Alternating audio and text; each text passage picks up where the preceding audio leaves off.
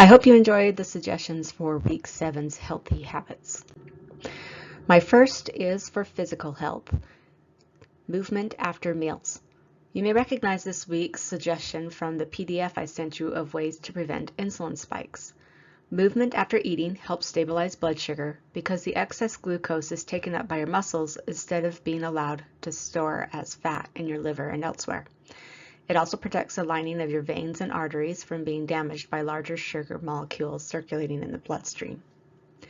I recommend a quick walk around the block since being outside is also a mood booster and helps you get that natural light exposure that's important for your circadian rhythm. But if the weather's bad and you aren't in a position to go for a walk, then any body weight exercise will do.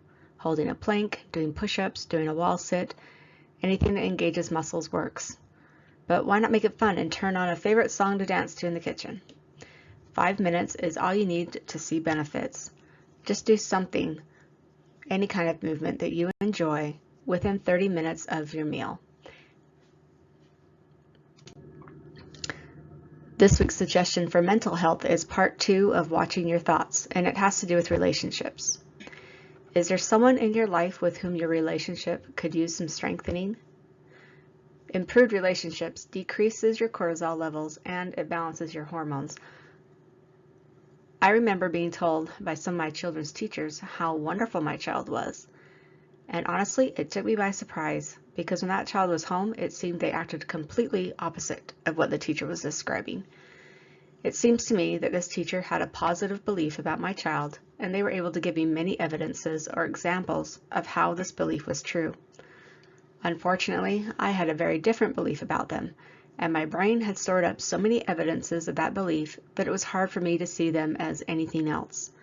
Hence, our relationship suffered, whereas this teacher had a very different experience with my child in the classroom. Our brains have filters. Without this filter of what we choose to attend to, we would be overwhelmed by the amount of information entering our minds. If we hold a strong belief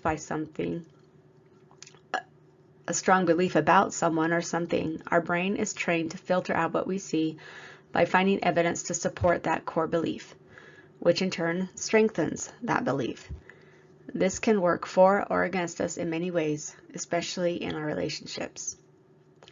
So I want you to think about a relationship at work, home, church, or school that is suffering a little.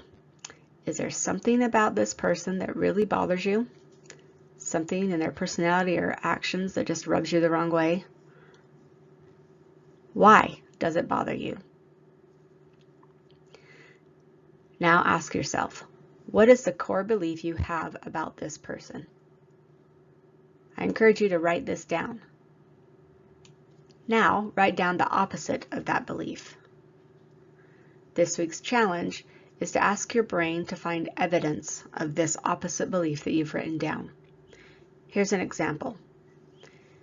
It really bothers me that my child doesn't clean up after themselves. My underlying belief is that they're lazy and inconsiderate. The opposite of this belief is that they work hard and they think about others. So I challenge my brain and start to find evidence of this belief. Their clothes might be all over the floor of their bedroom, but at least they aren't strewn throughout the house. They did unload the dishwasher when I asked them. This is something that takes effort and helps the whole family. Even though they didn't rinse their dish, they did take it to the sink. So these little evidences might be hard to find at first, but the more you find, the easier it is to find more. This child helped me with a project last week. I see they're working hard in school.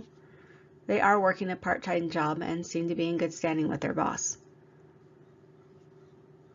This doesn't mean I ignore blatant disregard for family rules or standards of conduct, but it does help me to see this person through a different lens that has negative bias, so I can interact with them in a more Christ-like way.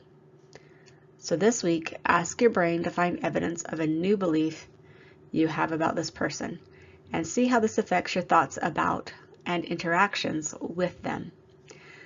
This takes practice and intention, but it's worth it for your mental health and happiness.